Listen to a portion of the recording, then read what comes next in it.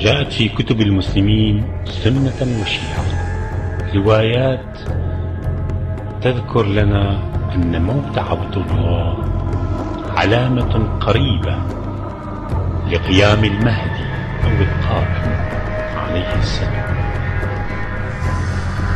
في كتاب 250 علامة، العلامة رقم 88 بعنوان حكم الحجاز، يروي عن مسند أحمد عن النبي صلى الله عليه وآله وسلم يقول: يحكم الحجاز رجل اسمه على اسم حيوان، إذا رأيته حسبت في عينيه الحول من البعيد، وإذا اقتربت منه لا ترى في عينيه شيئا. يخلفه له أخ اسمه عبد الله، ويل لشيعتنا منه. أعادها 3: بشروني بموته أبشركم بظهور الحجة. عن الإمام الصادق عليه السلام في البحار في الجزء 52 الصفحة 210: لا يكون فساد ملك بني فلان حتى يختلف سيفان لبني فلان، فإذا اختلفوا كان عند ذلك فساد ملكهم. وعن أبي بصير قال: سمعت أبا عبد الله عليه السلام يقول: من يضمن لي موت عبد الله أضمن له القائم. ثم قال: إذا مات عبد الله لم يجتمع الناس بعده على أحد، ولم يتناهى هذا الأمر دون صاحبكم إن شاء الله، ويذهب ملك السنين ويصير ملك الشهور والأيام. فقلت: يطول ذلك؟ قال: كلا.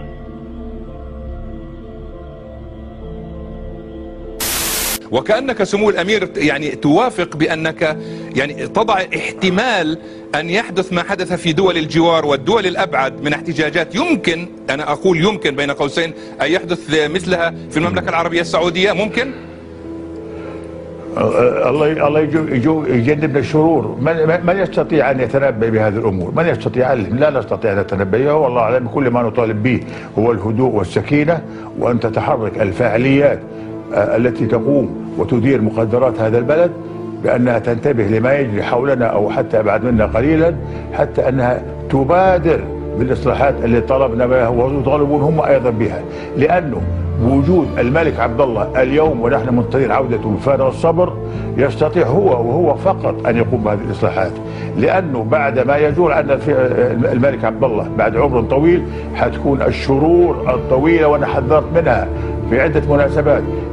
الذي سيأتينا هو المستقبل الغامض، نريد أن تحل هالمشاكل في حياته. وهذا هو السؤال، هذا هو السؤال سمو الأمير. في الواقع ما يقال بأن هذه الاحتجاجات والتغييرات التي تشهدها المنطقة العربية والسعودية يعني على جانب هذه المواقف، يعني هي تراقب أيضا في هذه الحالة، تتسم أهمية إضافية في السعودية بالنظر إلى اعتلال صحة الملك وولي العهد والحديث عن الخلافة في السعودية. مثلا هل موضوع الخلافة محسوم بالسعودية؟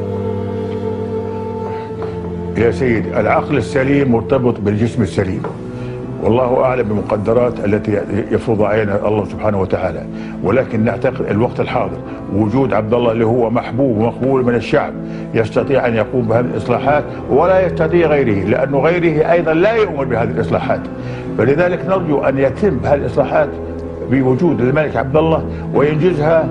وطبعا كل امر يتم بالراي والاخذ الراي الاخر. طب اسمح لي سمو الامير ان اتوسع قليلا، هذه نقطه مهمه. تقول هو الوحيد الملك عبد الله الذي يستطيع ان يقوم بهذه الاصلاحات وغيره لا يؤمن فيها، يعني انت تتحدث عن افراد داخل الاسره المالكه لا يؤمنون بهذه الاصلاحات، صحيح؟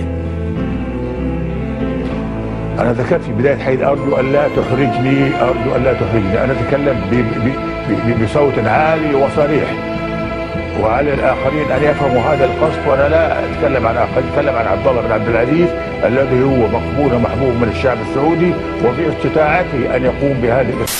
In Kathy O'Brien's memoirs titled Transformation of America, she mentions in it her experiences as a mind-control sex slave and intelligence agent.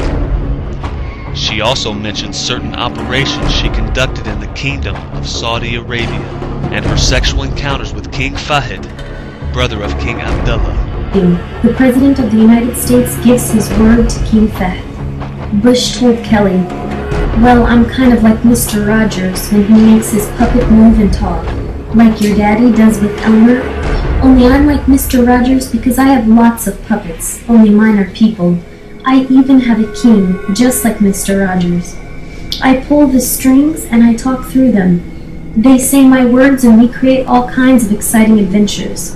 Right now I'm building the New World Order. The stage is set and I have hold of everyone's strings. I need you to help me. Together we can pull your mother's strings too." I was escorted to the hotel where I was to be prostituted to King Fahd. I had been exposed to him sexually before, but this was my first time with him and his 5 young girls. Physical likeness characteristics strongly suggested that these Saudi Arabian girls were his own children, their ages ranging from approximately 10 to 20 years old, indicating the genie in the bottle programming, of which Fahd was familiar.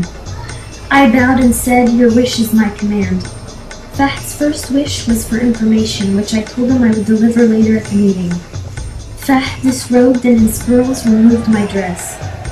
Then they prepared me as ordered by washing me with their tongues, while the youngest briefly performed oral sex on him. The girls were ordered aside while I proceeded to sexually gratify Fahd according to his instruction and those I had received earlier from Cheney and Bush.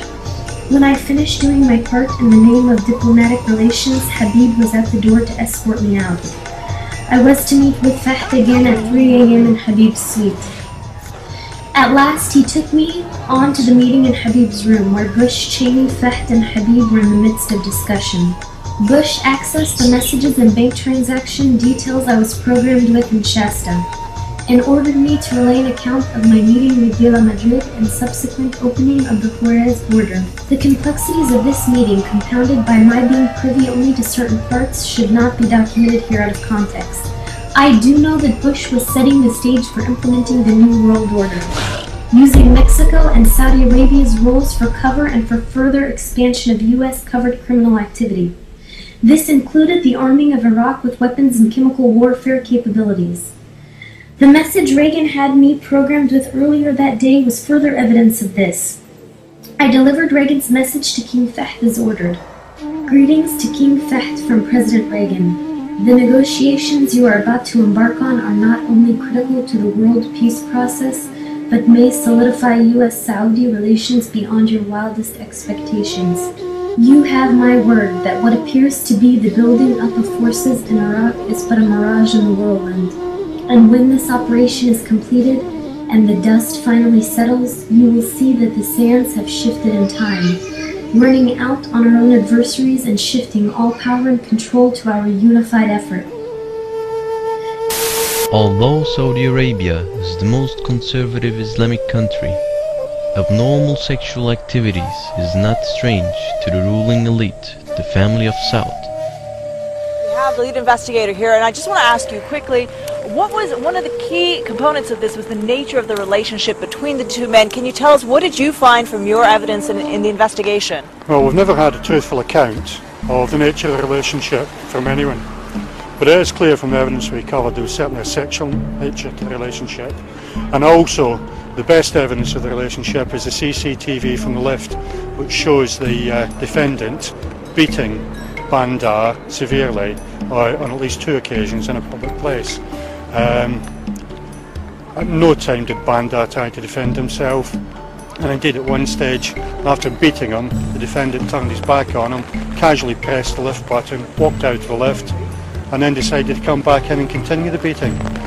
Clearly an abusive relationship, been described as a master-servant relationship. I don't think we'll ever know the truth of it. Thank you very much for that. Well, as you can see, clearly a complicated relationship, one that was characterized by repeated physical abuse. One prosecution witness describing it as Bandar Abdulaziz treated like a slave by the Saudi prince. Clearly the jury agreed with all that, took them only an hour and a half to deliver the verdict of guilty of murder. The defendant in this case, how does he figure in the Saudi royal family? Is he really a prince?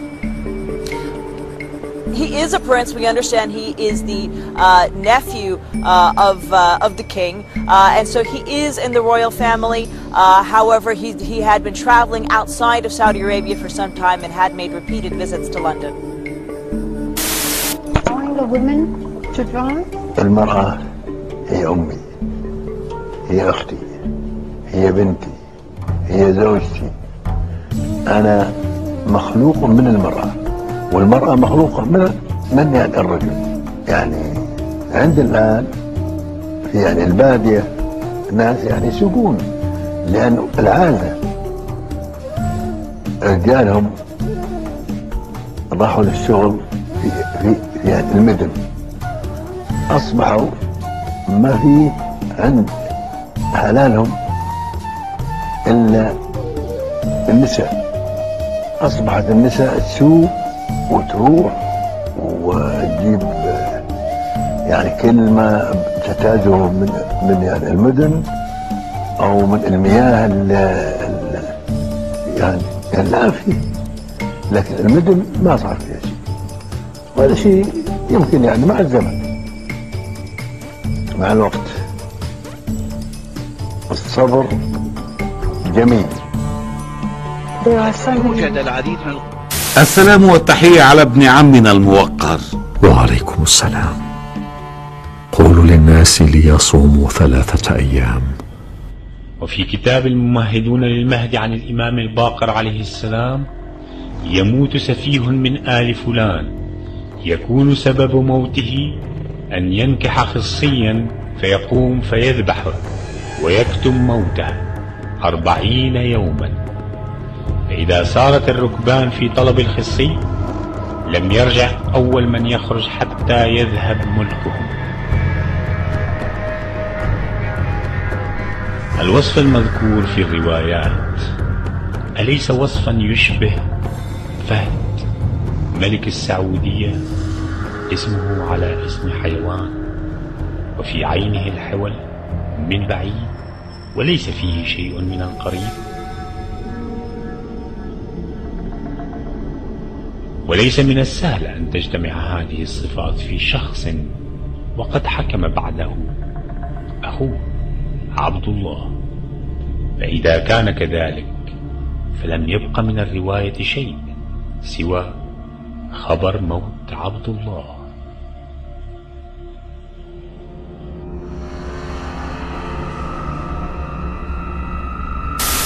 Classified US State Department document published by WikiLeaks earlier this week revealed that Saudi Arabia's King Abdullah was using Viagra pills at the age of 92. The document was a cable sent from the American Embassy in Riyadh in 2008 and stated the king was apparently 10 years older than previously assumed. The cable was based on information by a Western medical source who was in contact with the Saudi royal family and treated one of his 4 wives and received the king's medical file by mistake. The cable said the king was born in 1916 and was 92 at the time, was a heavy smoker, received regular hormone shots and was using Viagra.